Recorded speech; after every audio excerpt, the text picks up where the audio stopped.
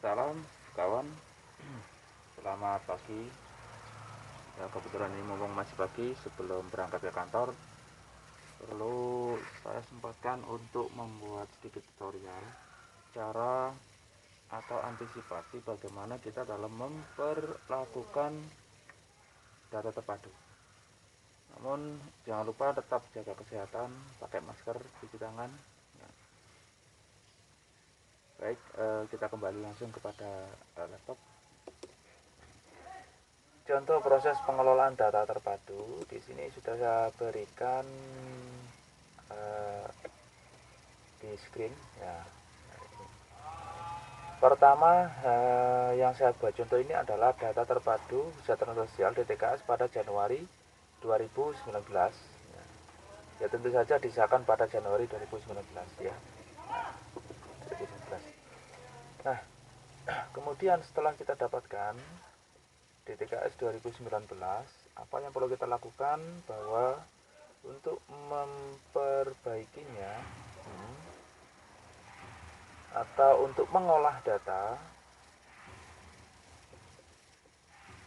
dari yang kita punya misalkan Januari 2019 itu adalah data terpadu yang pernah diperbaiki atau dilakukan verifikasi dan validasi data pada tahun 2018. Nah, kemudian sebagai petugas atau operator di desa, kita perlu melakukan pemeriksaan, perbaikan, dan lain-lain hingga ekspor pada bulan Februari. Misalkan KPM dalam satu desa itu berjumlah 500, tentu untuk bulan Februari karena petugas pemutakhiran data itu bukan hanya mengerjakan itu saja, tapi banyak tugas-tugas yang lain.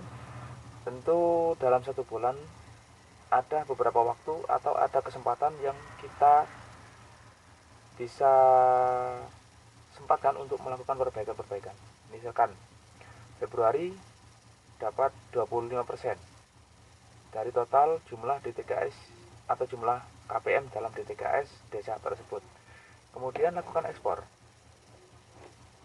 pemeriksaan, perbaikan, dan lain-lain. Untuk pemeriksaan itu seperti misalnya ada yang tanggal lahirnya salah, perlu diperbaiki karena KPM ini perlu dipertahankan. Kemudian pelaporan bagi mereka yang sudah meninggal, pindah, kemudian sudah mampu, dan juga dilengkapi dengan usulan bagi mereka yang layak dapat bantuan tapi belum masuk DTKS. Nah, Februari.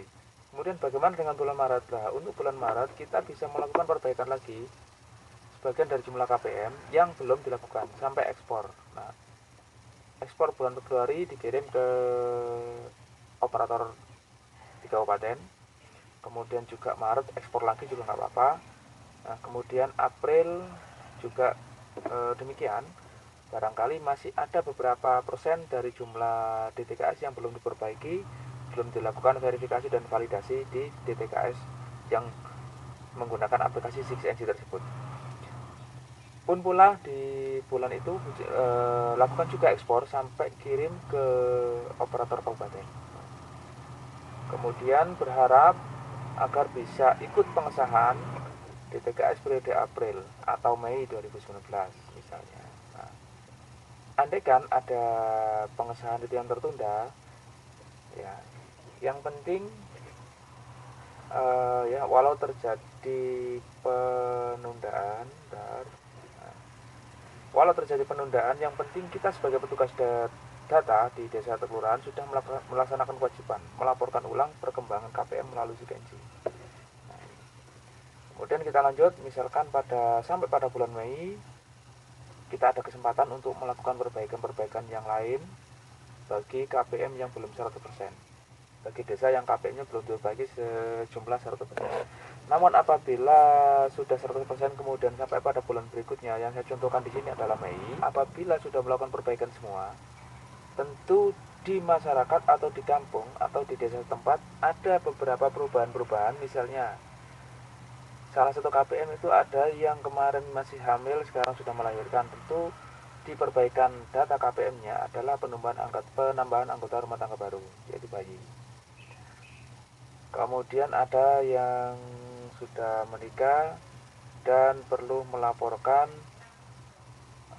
sebagai rumah tangga baru. Nah, Artinya perubahan itu sewaktu-waktu bisa dilakukan sesuai dengan kondisi KPM, sesuai dengan kondisi kenyataan KPM di masyarakat setempat, ya.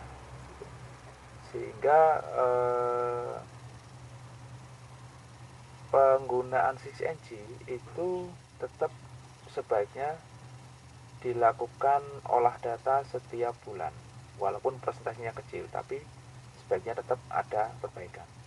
Itu pun juga agar kita tidak lupa dalam menggunakan atau dalam mengoperasionalkan aplikasi ini.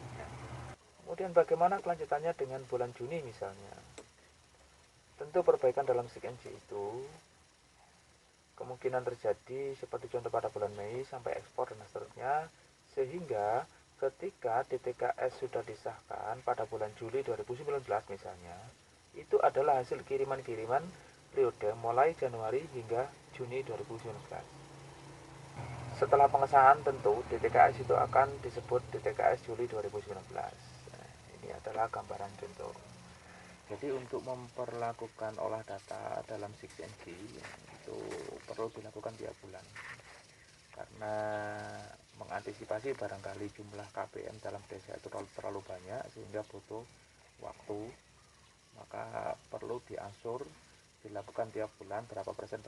Nah, kalau yang kebetulan KPM-nya sedikit, itu juga tetap sebaiknya tiap bulan, mengantisipasi barangkali ada perubahan-perubahan. Kalau tidak ada ya dilakukan pemeriksaan atau apapun, yang penting kita tetap berlatih menggunakan aplikasi itu agar tidak lupa dengan aplikasi Kenji. Mungkin itu sementara yang bisa saya sampaikan. Tetap semangat dalam membantu keluarga atau warga yang kurang beruntung dengan cara memperbaiki data di Kenji agar tidak terjadi lagi sampai nol atau hal-hal yang lain termasuk DTKS, termasuk diskon aktif dan sebagainya. Oke, jangan lupa subscribe, like, dan bagikan kepada teman yang lain agar tahu